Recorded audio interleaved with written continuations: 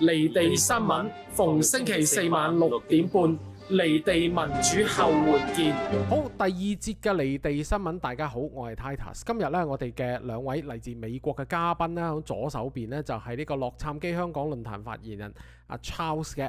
咁另外一位咧就係喺我哋嘅右手邊咧就係華盛頓特區嘅朱牧民先生，佢係 Hong Kong Democracy Council 嘅創辦人同埋組織總監嘅。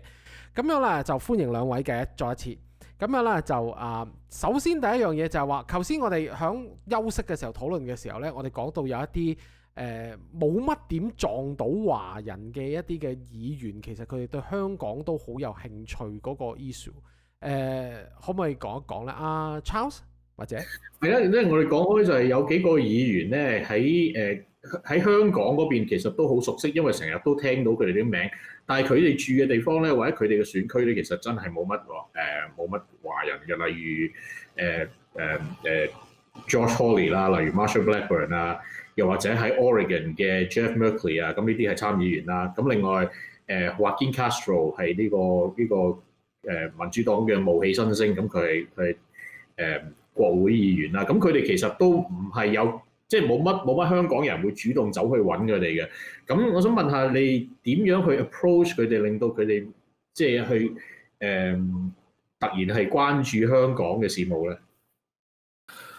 我諗呢個就係另外一個點解 HKDC 即係我哋過去1年裏邊咁特別有效嘅點樣去做到呢個工作，就係咧好多時候，如果你唔係話即係好似加州啊、紐約啊，係好多香港人啊，或者經常都有呢個聽到喺香港人嘅聲音，我哋喺 HKDC 喺 DC 裏邊嘅做嘢就係我哋 our role in DC is actually sometimes we are the strategic point that recruits and cultivate people and members of Congress who might come from places where there are no Hong Kong people in their districts. I mean, there might be one, but it's hard to find. So I think that those are great example. Josh, Senator Hawley, who's from Missouri, there are some Hong Kongers, but it's not the most active, and I think a lot of them are not in the same place. But the way that actually we build a relationship with Senator Hawley is that last year, right after we launched, one of the people that came to our launch got a phone call from someone from Senator Hawley's office, called him and asked, well, the senator would like to travel to Asia and would like to go to Hong Kong. Can you help us schedule some meetings and design an itinerary for his time in Hong Kong? And this other person who also worked in Congress was just at our launch reception. And he thought, oh, well, I have the perfect organization and group that you should talk to. And so that actually is how we got connected in the first place, is that that person then gave my phone number to Josh, to Senator Hawley's staff. And lo and behold, within 24 hours, we are working to help set up meetings and determine help build an agenda for Senator Hawley's during his 48 hours in Hong Kong. And we even help make suggestions about where he should go, where he should take photos and make videos, and what he should say and how he should communicate with people in Hong Kong. All of that became the foundation of now a relationship where Senator Hawley is one of the leading voices in Congress. Same case, different circumstances. Representative Joaquin Castro. Joaquin Castro is from San Antonio. He's now the vice chair of the House Foreign Affairs Committee, which is the primary committee that you want to be close to if you want to work on anything Hong Kong and China related. Joaquin and I actually have known each other for a long time. I actually have known Joaquin and his brother, Julian Castro, and their mother and their stepmother, who unfortunately passed away this year because of COVID. But for many years, I've actually been involved in local politics in San Antonio. So I have been connected to them and to the family and to their career from a long while ago. So even though we haven't actually worked on Hong Kong together, we haven't actually spent a lot of time together in recent years, there is a relationship and a trust that is built up. And so having an operation, having a presence in DC is critical in addition to having that local support. They're both important because sometimes the relationship starts with having constituents contact them directly from the district. And sometimes the relationship gets built up from the relationship that has been built up on the Hill and in DC. Mr. Castro, in the most recent hearing on Hong Kong on July 1st, actually took the time in his remarks to thank all the US Hong Kongers that has supported and worked hard to pass all the legislation. That's a great demonstration of how that's something that began as a DC outreach, then got built up and expanded into a relationship between, Texans and him, but also Hong Kongers all around the country.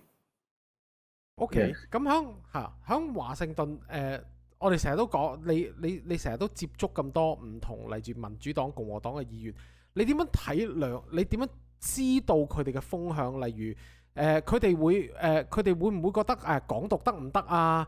乜嘢嘅議題較受議員或者呢個白宮歡迎啊？呢啲嘅風向你係點樣收翻嚟咧？其實呢個頭先佢咁講啦，其實任何政治咧都係講搞個關係嘅，點樣可以能夠 and it's not just with the I mean people have this romanticized view that somehow I just hang out with Speaker Pelosi's or Senator McConnell or Senator Hawley. I mean, like, that actually is not the case. The way that this works in DC, the most effective is having a relationship with not just the member, but actually with the staff. Like every single day, I'm talking to the staff that works for these senators and representatives. That's where the real work really is. The staff is the one that we work with to actually draft the legislations, write the bills, work on who we need to target and who we need to talk to and meet with. Because if you really think about it, by the time that we can get a photo or a meeting with Speaker Pelosi's or a senator, all the work has already been done. If you were working for senators, would you ever have a meeting, put your boss in a meeting with Joshua or with anybody from anywhere about Hong Kong, if they're not ready to say yes? All the work happens before. And so all of those behind the scene meetings and conversation is important. The second thing is that this is why HKDC was also born into this, this past year. What makes us unique is that there is not a lack of passion and commitment of people who supports Hong Kong and cares about Hong Kong here in the US.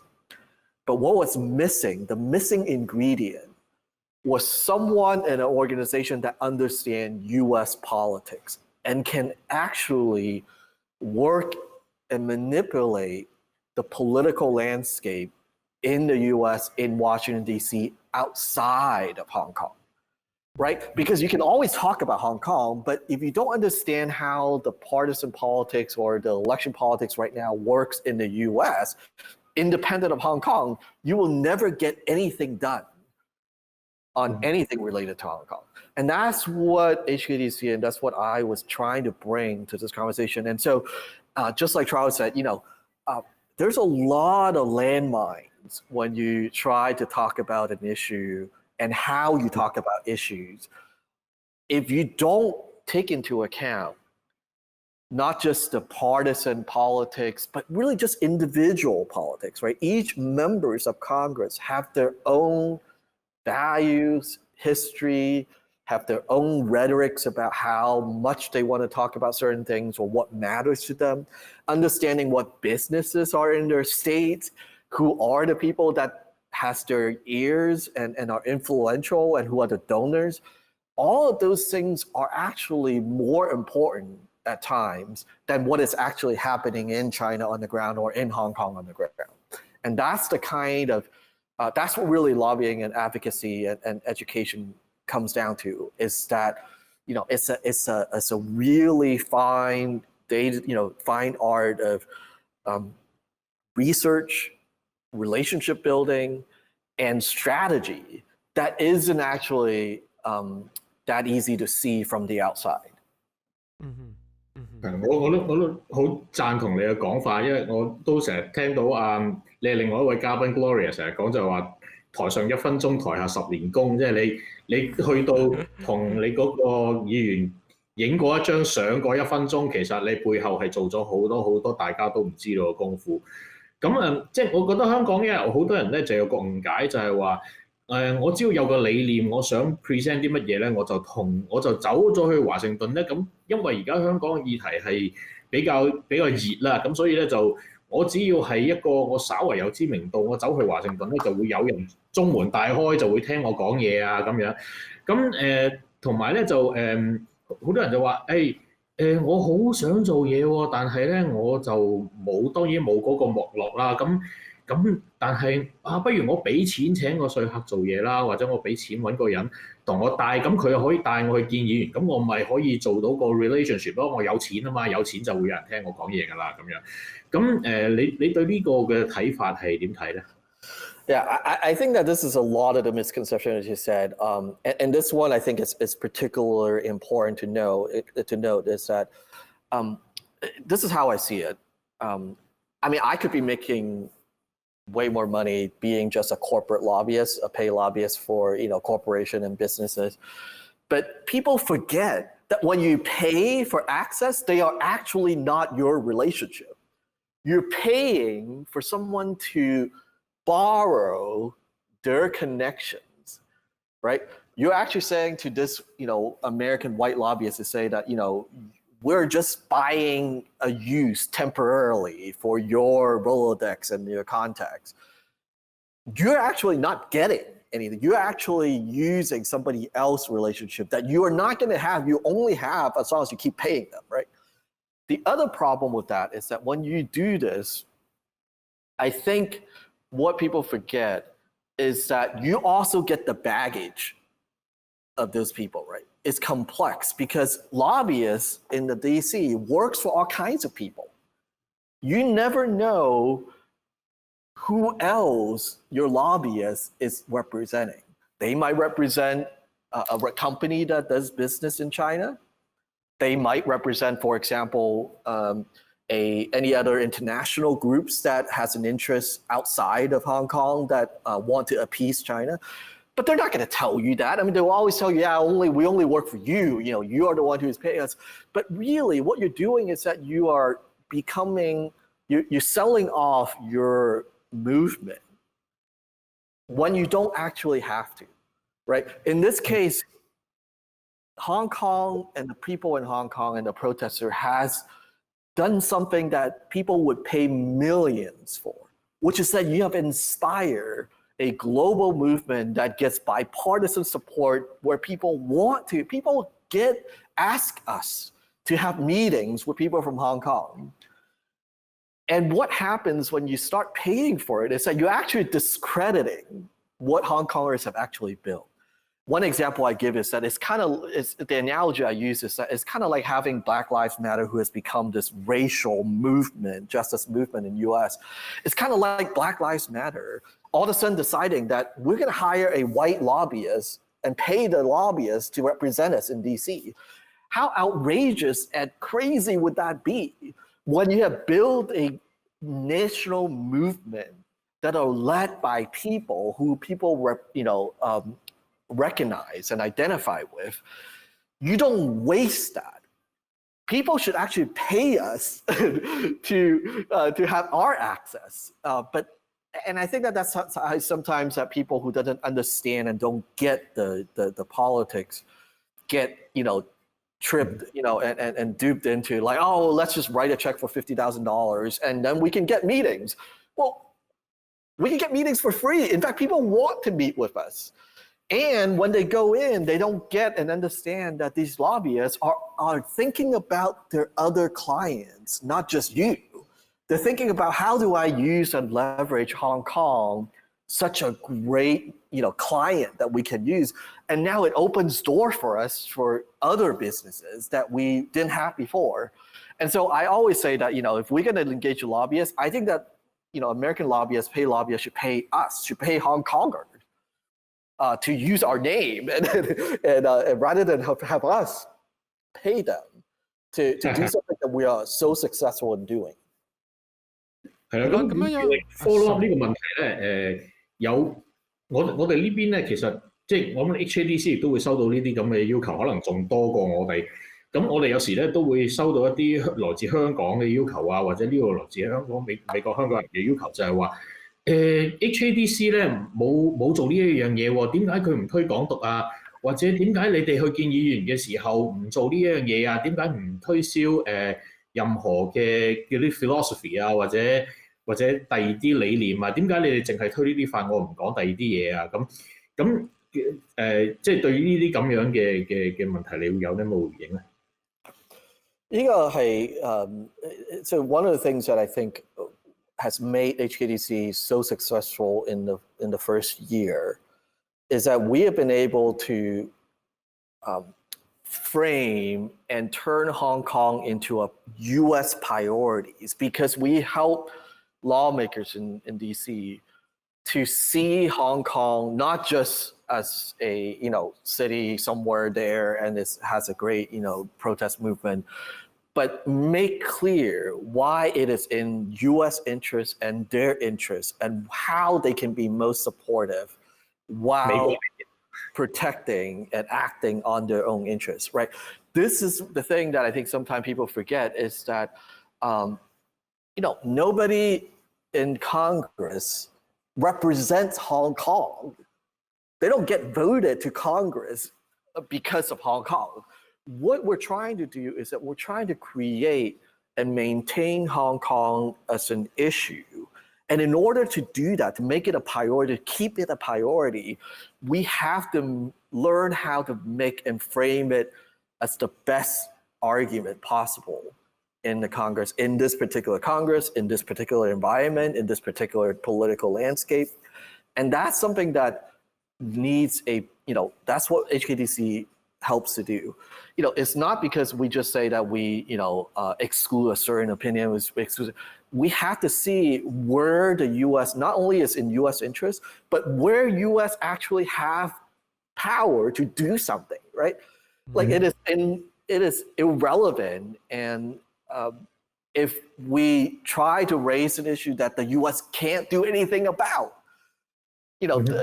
And so I think that that's how I look at it, and I understand the criticism, and I also think that it is very dangerous when individuals simply come to the U.S. and just promise, on social media or, on YouTube or on Twitter that, look, I'm going to ask everything. I'm going to tell, the president of the United States that they should do all these things and he's going to listen to me. That's giving a false perception of reality to people on the ground in Hong Kong. And I think that that's doing a disservice because it also means that it discredits the broader movement when people are exploiting sort of the relationship, the advocacy we're doing for their own sort of personal gain. So, you see this sensational claim that people are like, look, President reads my Twitter and that's why he's doing this. We know, and everybody knows in DC that that's not the case, but the people who are getting that attention, they're doing it because they are trying to get the attention of people in Hong Kong. And I think that at the end of the day, that distracts, from what we're doing, and it discredits the real work that is happening. Mm-hmm. So it's like 係咪其實有好多一啲香港嘅一啲其他嘅遊說組織喺華盛頓活動，甚至會影響到你哋嘅工作，或者威脅到你哋嘅工作，或者你哋同佢哋嘅關係係點樣嘅？你點 define 呢？其實係。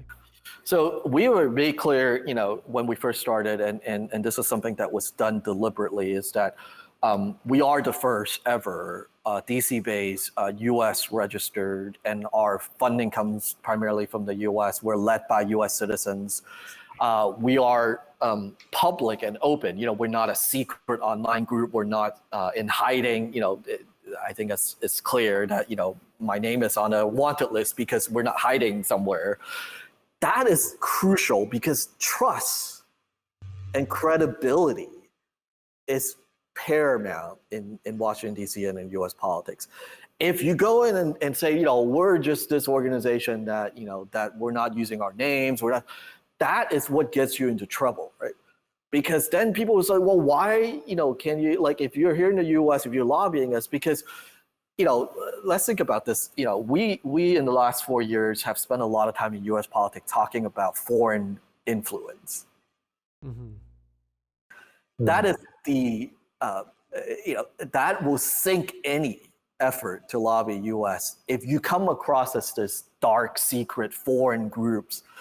And I think what we did is that we legitimized Hong Kong policy as a priority in the U.S. because we had this recognized, trusted, credible presence. In addition to that, we have actually hosted almost everyone from Hong Kong. Like, we had made clear from the beginning that not only, Joshua and Nathan and Denise were here when we first started a year ago. Jimmy Lai, who, I tell people, like, Jimmy does not need us to help him, but Jimmy sees the importance of having a unified, coordinated effort. So when he came, we hosted a dinner for him. We went around the hill and joined him in his, the meeting that he had, and helped facilitated that, because we don't have to all agree on everything, but we have to agree that there has to be a unified and trusted, credible voice in DC. That we should, in the past, what has happened is that everybody would try to get meeting with the Speaker's office, and the Speaker's office is like, we're not going to take 15 meetings. So if you can't get your, acts together, we're not going to meet any of you. And that's the same thing with State Department. They literally called us and said that we have gotten multiple requests for meeting. We have decided that we're not going to meet any of you now because you guys are not actually organized or coordinated. So if you can get people in the same room and actually work together through one channel and one platform, then that's where we can be effective in the US. And so to your point, yes, there are always going to be individuals, there are always going to be other groups. But I think that what we wanted to have was not everybody,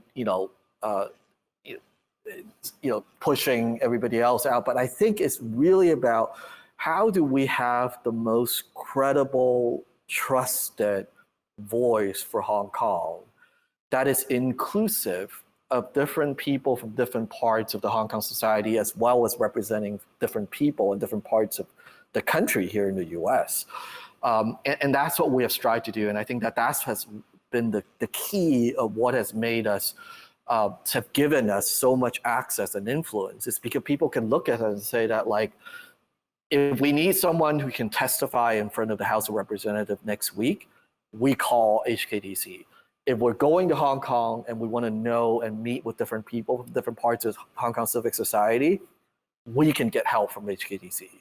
If we want to have bipartisan support and people from the states and district to call members of Congress who can organize and coordinate that, they can actually call us and say, we can call HKDC. And that's not about, competing for attention. That's about actually making these actions and progress possible because of who we are. 我都非常之同意你頭先咁講咧，尤其係一個 uniform message， 一個比較 coherent 嘅 message 好緊要啦。因為如果好似你咁講就係話，如果你一句我一句，大家係意見相左嘅話，咁啲議員聽完之後話，等你自己搞掂先啦，我慢慢先同你做嘢啦咁樣。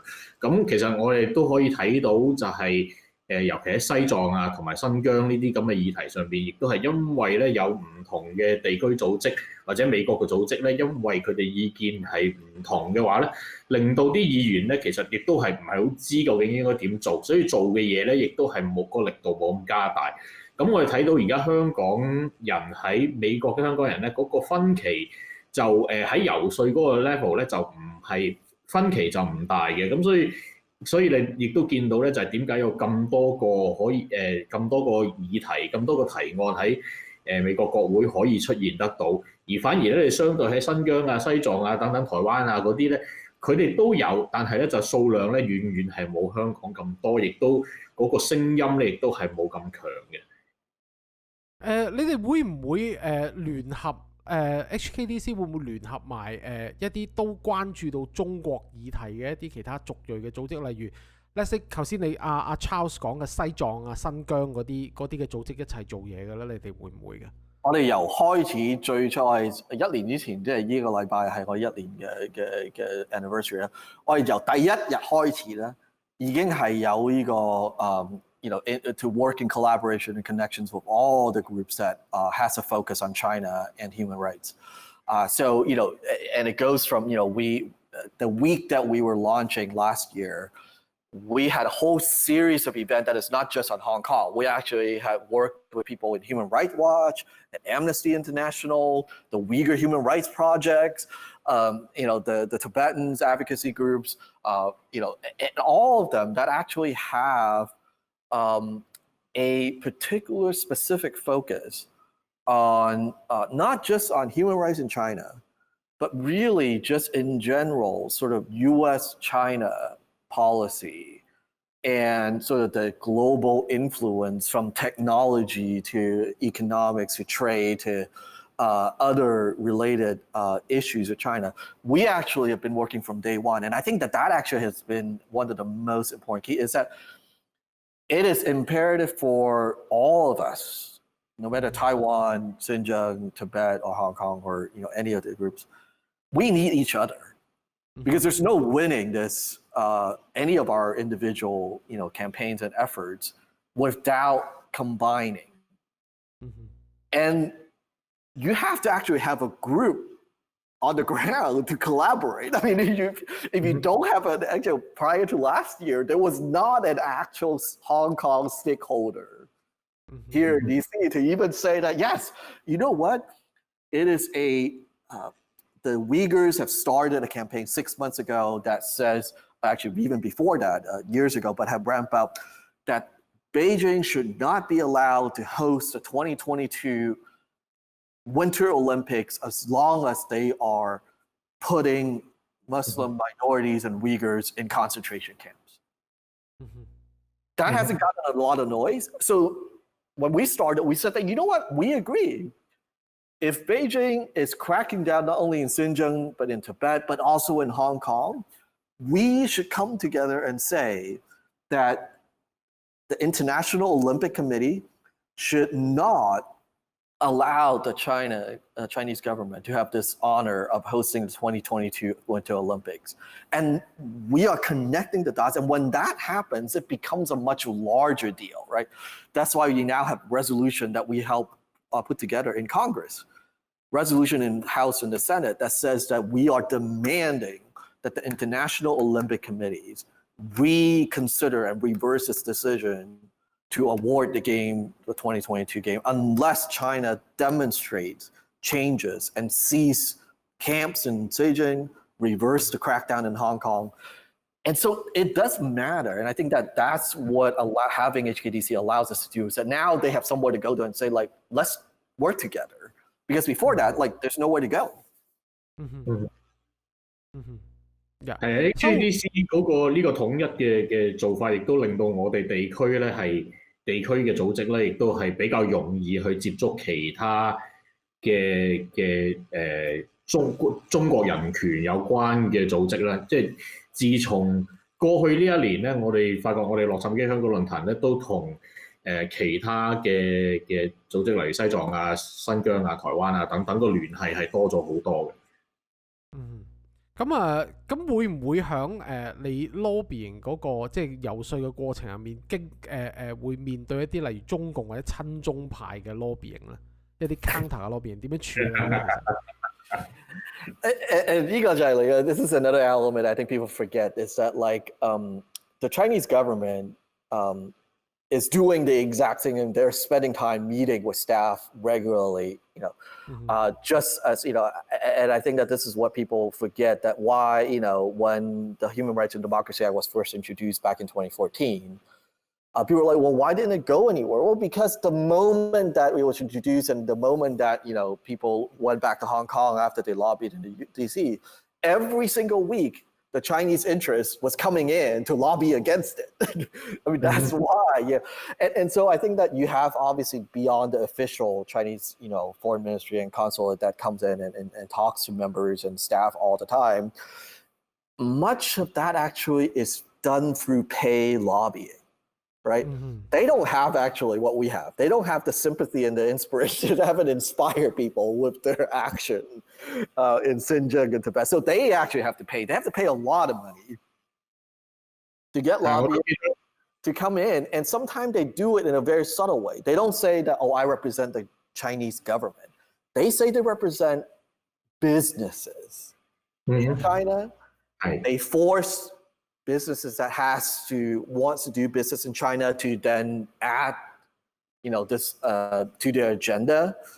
And so this is why I think the whole lobbying is so difficult and so problematic. It's because, just because someone doesn't represent the Chinese government doesn't mean that they don't represent 15 corporations that are doing business in China.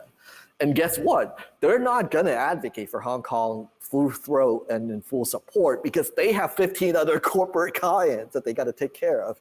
So that's the subtle dynamic. And that's why I think that we had to develop and create this presence that isn't beholden to any corporate interests and business interests, that isn't easily manipulated and infiltrated by the Chinese influence, because that influence is vast. And I think that why there was such a desperate need for something like HKDC, many members of Congress and their staff was like, we just need to have someone we can trust, so that when someone comes in and say that they're speaking on behalf of Hong Kong, we know that they're actually speaking on behalf of Hong Kong.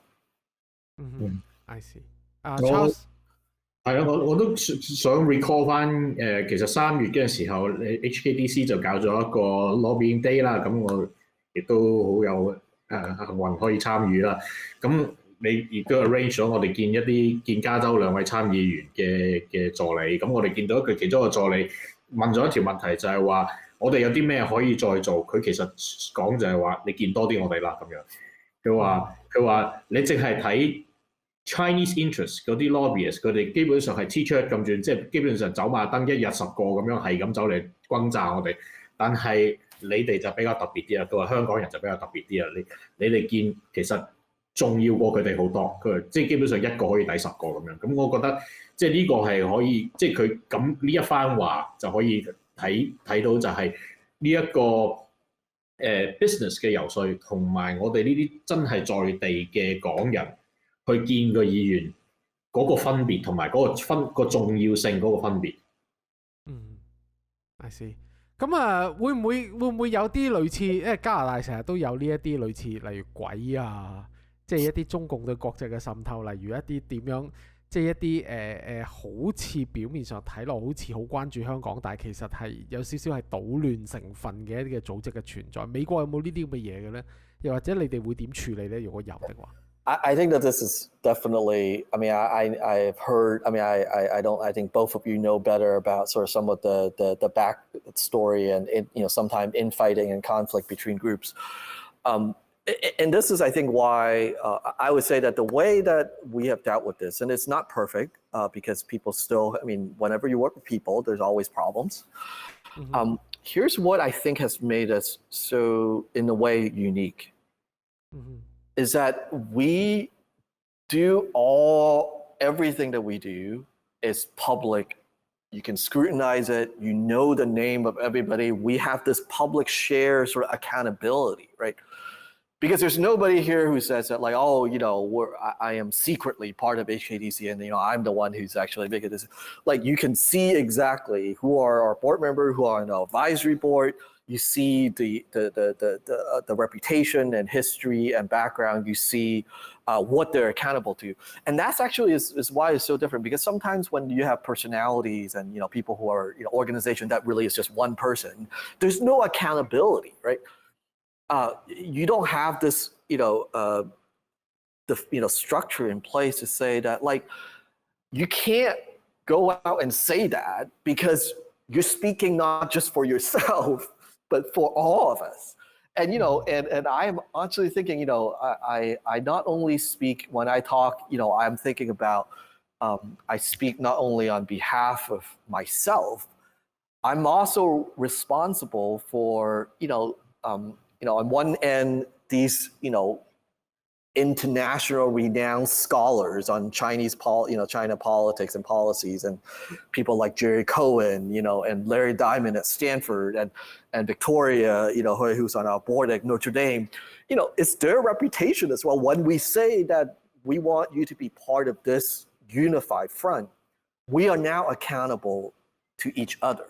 And I think that is partly what's missing in a lot of this, is that when you have then, sort of this various group that are one-person groups here and there, then you get into this, they're speaking on behalf of who? Well, for themselves.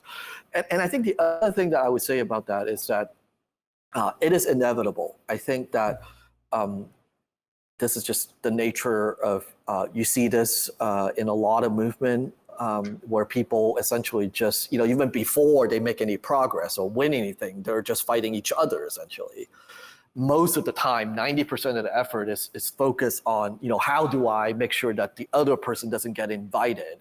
How do I make sure that we and only we get the credit for this because we want nobody else to be here? And very quickly it becomes an internal competition, right? And that's, I think, is something that we try to create HKDC as a way of avoiding that. And it's not 100% foul-proof, as I said. But by being inclusive, by being broad, both inclusive here in the US and inclusive in Hong Kong, by bringing together the recognized people who have been vetted, people who are well-respected and well-known, right? It actually, at the end of the day, that actually screens out a lot of problem, right? Mm-hmm. Because you can't just have someone who all of a sudden pops up one day and say that, I am the leader of Hong Kong. Well, people look at each other, none of us know this person. Mm-hmm. And so we automatically, so that's actually what is so valuable for us to do. And actually, the one thing that I would say, if you ask anybody in Congress, staff particularly, who has to do these jobs, and have helped their bosses to figure out how to do this, the number one benefit they would say that HKDC has provided them is that they can actually always call us. Every time they have someone who calls them about Hong Kong, they call us and say, who is this person? Can we talk to them? Should we meet with them? Can they be trusted, right? That's the most number one function that we actually are why they appreciate us. OK， 時間差唔多啦，我最後想問幾個短嘅問題。香港成日好多人都話要簽呢個 petition， 簽嗰個 petition。我知道白宮有一個叫做 We the People 嘅網頁，就可以俾你 set up petition， 就會去到若果有幾多個簽名嘅時候呢，白宮係一定要有個 official 回應。呢樣嘢其實好多國家跟住都照抄。我想問嘅問題就係佢 work 唔 work？ 呢個係第一個問題。Yeah. No, this answer is that呢個其實係冇用。And I'll give you an example. I mean, I'm very blunt, just to be totally blunt. And I think actually Charles and I talked about this a while back. One of the We the People petition that got the most signature in the history of We the People is a petition to ask the U.S. military to build the Death Star in Star Wars. Okay. And they got the number they needed to get a response. So what was the response? It was a response from the White House that says that after careful consideration, it would cost too much money for us to actually build the Death Star. And so we're not going to do it, but we thank you for your petition. So that should tell you everything you need to know about We the People petitions. 而且啲白宮聯署網站咧，其實係由奧巴馬時代係整出嚟嘅。咁奧巴馬時代咧，佢就係有個例係，如果有10萬人簽名咧，白宮係會回應。但係去到特朗普時代咧，呢個時代咧，其實係一路都冇做過回應嘅。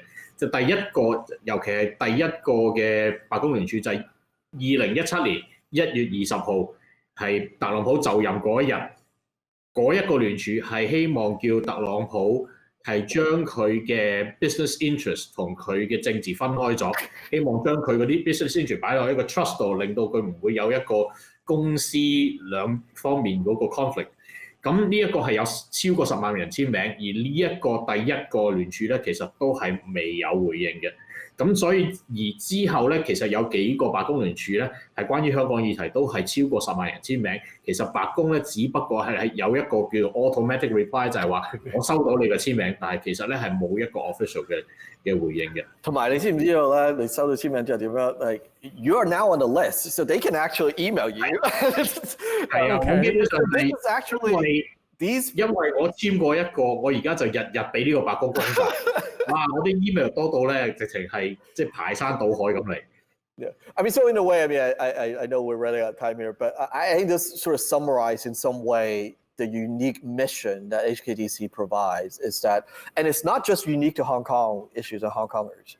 This is actually the case for all Americans in U.S. politics, is that my primary job is not as a lobbyist. Because my primary job is actually teaching people how the system works and how to work the system. Okay.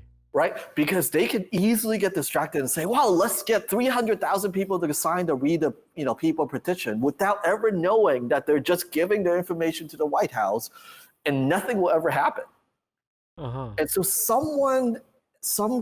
the value of having an organization is that we can begin not only to do the work of advocating for what we want, but learning and teaching more and more people about how to actually participate meaningfully, right? How to actually know what is worth doing and who to ask for what you actually want and how to make them say yes to you even if they don't want to. Those are the real values in having an organization like HKDC, not all the other things that we think about. Okay, I see. 會唔會有少少你需要有一啲官方嘅呼籲啊 something like that before 我完呢一個節目之前？捐錢。Well, there are a few things. I think that I think that we are now obviously. I think about what has happened to my situation. I can no longer go back to Hong Kong, and I know that I'm not the only person. I know that just having this conversation, Charles and you and others, now it puts us in a position where we might no longer be able to go back without risking our safety and our freedom. And I think that is obviously sad and it makes me angry. But the way I think about it is that I am committed because I believe that one day I'm going to be back, and we're all going to be going back to Hong Kong, to a free city again. And in the meantime, what I want to encourage all of you to do is that if you're in the US, definitely join our advocacy. If you go to our HKDC website, it's hkdc.us, you can see we're right now pushing, for example, the refugee immigration protections.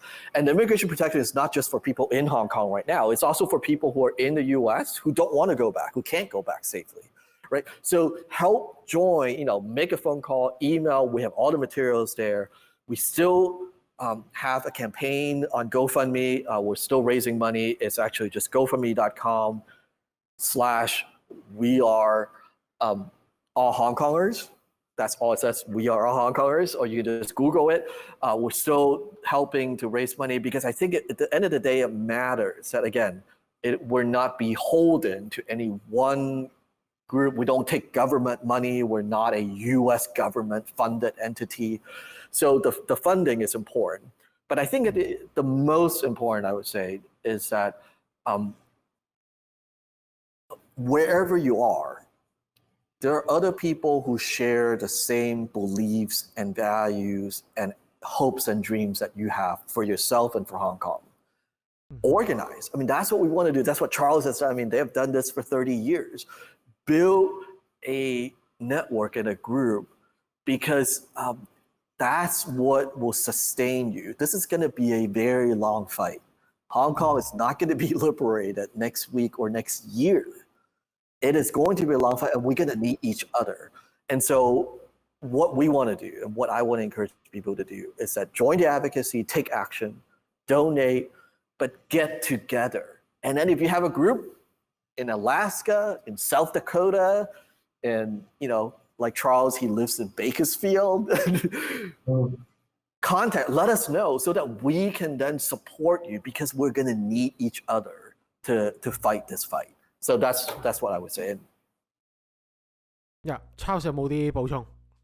冇補充啦。OK。好啦，咁啊，如果大家對我哋呢個禮拜嘅討論有進一步意見咧，可以喺 Facebook 搜尋 Lady News LAYDAYNEWS 一個字咧，揾到我哋個 page 噶啦。我哋呢個節目每逢星期四多倫多時間，亦都係華盛頓時間啦，晚上6點半到7點半，即係香港時間星期五早上6點半到7點半咧，喺離地民主後援嘅 YouTube 頻道直播嘅。佢哋嘅 Facebook、Twitter 同 Instagram 嘅 handle 都一樣，都係 Lady TV， 都係一個字 LAYDAY TV 噶。我哋同時喺各大 podcast app， 即係 iTunes、Apple Podcast、Google Podcast、Spotify 提供聲音版本。呢期離地新聞係2020年9月16號多倫多同華盛頓時間晚上8點，洛杉磯時間傍晚5點，即係香港時間9月17號早上8點錄影嘅。下星期再見，拜拜。